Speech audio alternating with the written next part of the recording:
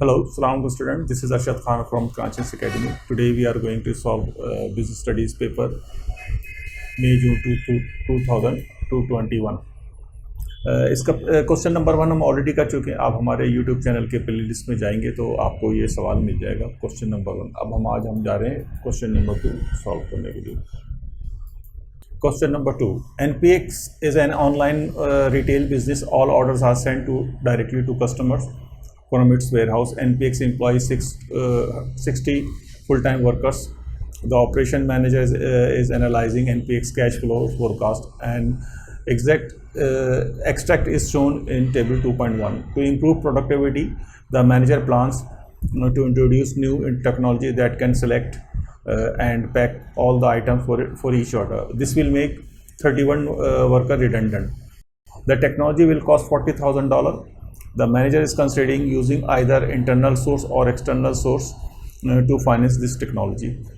तो ये NPX जो है कि ऑनलाइन रिटेल बिजनेस का काम करती है और ये तमाम कस्टमर का सामान जो है अपने वेयरहाउस से डायरेक्ट बेचती है. इनके पास 60 फुल टाइम एम्प्लॉयज़ है.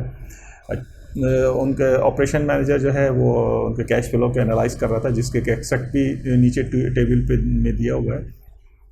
अच्छा, उनके मैनेजर का प्लान ये है कि वो न्यू टेक्नोलॉजी को इंट्रोड्यूस करवाएं जिससे कि वो आराम से तमाम चीज़ें पैक हो जाती हैं और इससे ये होगा कि उनके तकरीबन 35 वर्कर जो रिडेंडेंट हो जाएंगे. रिडेंडेंट का मतलब ये कि वो फ्री हो जाएंगे. ठीक है जी. अच्छा, इस टेक्नोलॉजी को की कॉस्ट है $40,000. ये कि मैनेजर ये सोचे कि आइदर का इंटरनल हम सोर्स ऑफ फाइनेंसिंग इस्तेमाल करें या एक्सटर्नल, तो वो देखें क्या फ़ैसला होता है, वो उसको देखते हैं. ये टेबल 2.1 दिया हुआ कैश फ्लो, इनफ्लोज है, आउटफ्लोज है, नेट कैश फ्लो है, ऑपरेटिंग ओपनिंग बैलेंस और closing balance. Now here comes to question number 2A. Define opening balance. Opening balance क्या चीज़ होती है? 2 नंबर का सवाल है, बहुत ही आसान. अमाउंट और cash held by business at the start of the month और ट्रेडिंग पीरियड.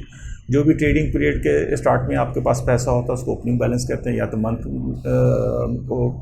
टू मंथ चल रहा होता है या ईयर टू ईयर या जिस तरह से भी चले वो ओपनिंग बैलेंस कहलाता है. ठीक है. दूसरा सवाल है, सेलेक्ट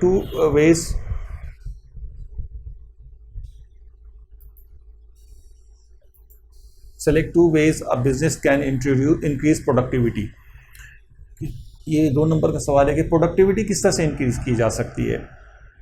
तो प्रोडक्टिविटी इंक्रीज इस तरह से की जा सकती है कि आप इम्प्रूव लेबर स्किल कर दें, उससे क्या होगा, और इम्प्रूव ट्रेनिंग कर दें.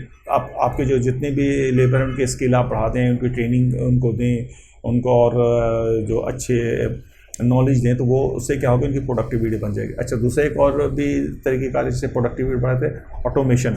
Replace worker with machines. आप ये कर सकते हैं कि आप मशीन्स के बजाय आप वर्कर्स के बजाय मशीन इस्तेमाल करते हो, उससे भी आपके जिसकी वजह प्रोडक्टिविटी बढ़ जाती है. तो ये there are 2 ways which help us in increasing productivity. ठीक है. अब आ जाते हैं हम क्वेश्चन नंबर 2C पे. Identify 4 source of internal finance a business might use. Internal source of finance क्या होता है? इंटरनल सोर्स ऑफ फाइनेंस ये है कि वो फाइनेंस जो आप इंटरनली बिजनेस खुद अरेंज करता है उसको हम उस फाइनेंस को हम इंटरनल सोर्स ऑफ फाइनेंस कहते हैं. और वो कौन कौन से तरीक़ेकार है, जैसे आज आप लोग देख लेते हैं. नंबर 1 है रिटेन्ड प्रॉफिट.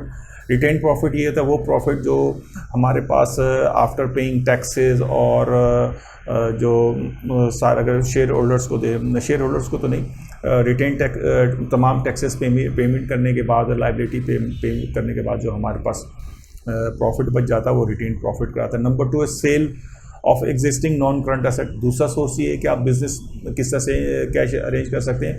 आपको जो नॉन करंट बिजनेस एसेट्स है आप उनको सेल करते हैं, उससे भी ये होता है कि आपका जो है कैश फ्लो बढ़ सकता है इंटरनली. नंबर 3 है sale of inventories, reduce inventory levels और सेल करंट एसेट्स. एक और तरीक़ेकार है कि आपके पास जो इन्वेंट्रीज़ है उसको आप बेच दें, या इन्वेंट्री अगर आपके तो उसको आप कम कर दें, या आपके पास जो करंट एसेट्स हैं जो आप समझते हैं कि अब किसी काम का नहीं है. मिसाल के तौर पे आपके पास कोई बहुत ज़्यादा इन्वेंट्री है या आपके पास कोई और ऐसा सामान है कि जो आपके इस्तेमाल के नहीं, आप समझते कि नहीं यार ये हम इसको बेच दें तो हमारे पास पैसे आ जाएंगे, तो ये भी आप कर सकते हैं.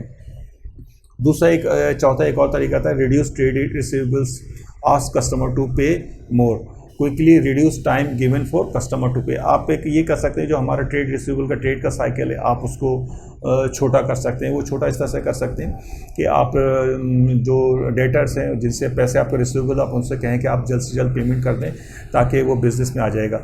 अगर पहले मिसाल के तौर पे आपका क्रेडिट टर्म 30 डेज़ था कि आप 30 डेज़ के लिए आप क्रेडिट अपने जो बायर थे उनको देते थे, तो आप उनको क्या करें, क्रेडिट उनको कम कर दें। उससे क्या होगा कि आपके पैसे जल्दी आ जाएंगे। और उसके साथ साथ आप ये भी हो सकता है कि आपके जो क्रेडिट है जिनको आप पे करना होता है उनको अगर आप उनका पेमेंट टेन्योर बढ़ा दें तो उससे भी आपके बहुत फ़र्क पड़ता है कैश फ्लो में। तो ये स्टूडेंट ये 4 तरीके हैं ये जिनके थ्रू जो आप इंटरनली जो है आप फाइनेंस अरेंज कर सकते हैं बिज़नेस को। वो कोई भी तरीका है कि आप रिटेन प्रॉफिट इस्तेमाल कर रहे हैं, sale of existing non current है, सेल ऑफ इन्वेंट्री है और रिड्यूस ट्रेड रिसीवेबल्स है। Sale of non current assets में मिसाल के तौर पर आपके पास मशीनरी है, कोई इक्विपमेंट है, आपके पास कोई व्हीकल है, कोई भी ऐसी चीज़ आप उसको सेल करते हैं, यानी आप नॉन करंट एसेट्स है रिसीवेबल के थ्रू और रिटेन प्रॉफिट के थ्रू। ये 4 मेथड है जिसके थ्रू आप इंटरनली फाइनेंस जो अरेंज कर लेते हैं। तो स्टूडेंट ये 4 नंबर का क्वेश्चन है, मगर तो इसमें आप थोड़ा सा इनकी डेफिनेशन लें और इस सब चीज़ों के बारे में लिख लें तो आपको आराम से 4 नंबर मिल जाएंगे। अब आ जाते हैं क्वेश्चन 2D पे। 2D है, explain 2 possible effects of on NPX cash flow forecast on introducing new technology. अगर फ़र्ज़ करें जैसे हमने ऊपर अभी सवाल में पढ़ा था कि NPX का प्लान है कि वो न्यू टेक्नोलॉजी को इंट्रोड्यूस करें जिसके लिए उनको $40,000 की ज़रूरत है। अच्छा, वो $40,000 देखें NPX जो है इंटरनली अरेंज करता है या externally.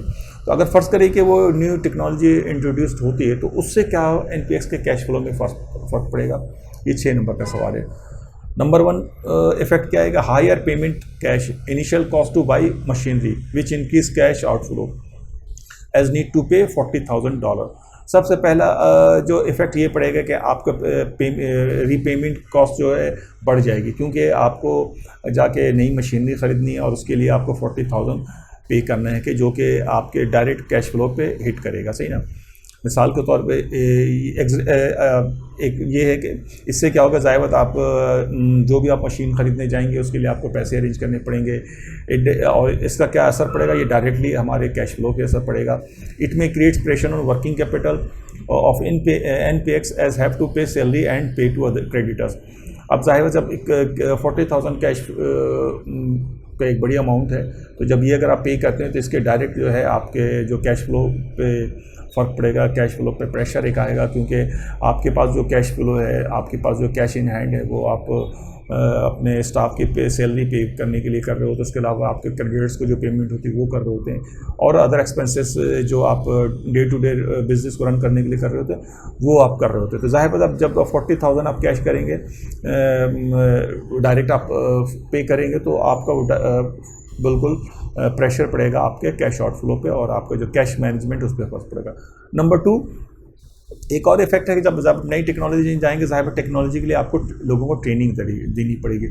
Increase training cost, increase cash flow. जब ट्रेनिंग जो है जब भी आप कोई नई टेक्नोलॉजी हायर करते हो तो साथ साथ कुछ ना कुछ ट्रेनिंग देनी पड़ती है, उस ट्रेनिंग की कॉस्ट होती है। When ever introduce new training, ज़ाहिर जब आप ये ट्रेनिंग नहीं लेने जा रहे हैं तो ये बहुत ज़रूरी है। इस without that training you can not use technology effectively and efficiently. NPX has to pay the trainer. आप बाज़ दफ़ा टेक्नोलॉजी आप हायर करते तो वो थोड़े अरसे के लिए आपको फ्री या आपको ट्रेनिंग दे देते हैं, मगर वो लॉन्ग टर्म के लिए या ज़्यादा अरसे के लिए नहीं होता। तो इसका मतलब आपको एक ट्रेनर भी हायर करना पड़ेगा जो उन सब की आपको टेक्नोलॉजी को हैंडल करने के बारे में बताएगा। Staff has to pay salary और incentive without working performing their duties. अच्छा, जिस दौरान जब ट्रेनिंग चल रही होगी तो ये नहीं हो सकता कि आप स्टाफ की जो है तनख्वाह रोक दें या उनको सैलरी नहीं दें, क्योंकि वो डायरेक्ट प्रोडक्शन में इन्वॉल्व नहीं, उनकी वो प्रोडक्टिविटी उनकी ज़ीरो होगी। तो इसका मतलब ये कि आपको एडिशनल विदाउट प्रोडक्शन या without productivity you have to pay to your staff. Number 4 some it's it's difficult to adopt change in working habits of associate. अच्छा, दूसरा एक जो बड़ा इंपॉर्टेंट फैक्टर है कि ये जब भी कोई नई टेक्नोलॉजी आती है तो लोग रिलेक्टेंट होते हैं, लोगों को उसके थोड़ा सा फेयर होता है कि उससे कहीं हमारे लिए आगे चल के मुश्किल नहीं हो जाए, या हमारे कहाँ ऐसा नहीं तो हो कि अगर हम परफॉर्म नहीं कर सकें तो हमें निकाल दें, या ये टेक्नोलॉजी सही नहीं है, तो सो एंड सो फोर्थ। तो इस तरह की चीज़ें भी आपको फेस करनी पड़ती। तो स्टूडेंट, ये दो इफ़ेक्ट हैं जो अगर आप न्यू टेक्नोलॉजी इस्तेमाल करते हो तो आपको फेस करना पड़ता है। अब आप इसमें जैसे मैंने कहा कि इसमें कैश आउट फ्लो वाला भी मैटर आता है, इसमें ट्रेनिंग का भी मैटर आता है। तो इसको आप इसी तरह से इसको आप थोड़ा सा डिटेल में बता दें तो ये आपको अच्छे नंबर आपको 5-6 नंबर आराम से मिल जाएंगे। Now here come to question number 2E।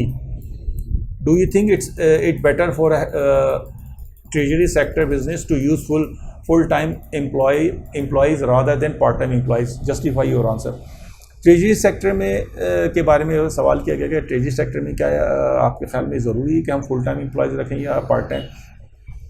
देखिए, फुल टाइम एम्प्लॉई और पार्ट टाइम एम्प्लॉई के दोनों के अलग अलग रिक्वायरमेंट होती है, अलग अलग फंक्शन है, काम है, तो उसको हम थोड़ा सा डिस्कस कर लेते फिर हम आगे बता दें। फुल टाइम एम्प्लॉई के consistent service, more familiar with business which helps build maintain customer relationship, better reputation, workers likely to be loyal, more committed, less likely to leave business, reduce recruitment costs।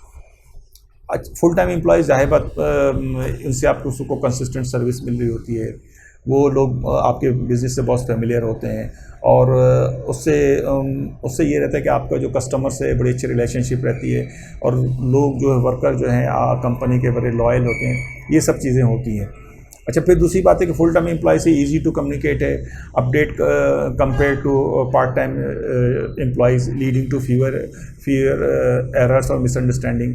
देखिए, part time employee से आपकी communication बाज़ दफ़ा बहुत कम होती है, क्योंकि वो पार्ट टाइम होते थोड़े से टाइम होता है, 2 घंटे 4 घंटे काम करते हैं एक दिन, या अल्टरनेट डे में काम करते हैं, तो बहुत सारी चीज़ें जो आपके जहन में डे टू डे चीज़ें आ रही होती है, डे टू डे इंफॉर्मेशन आती है, तो वो आप उनको नहीं दे सकते।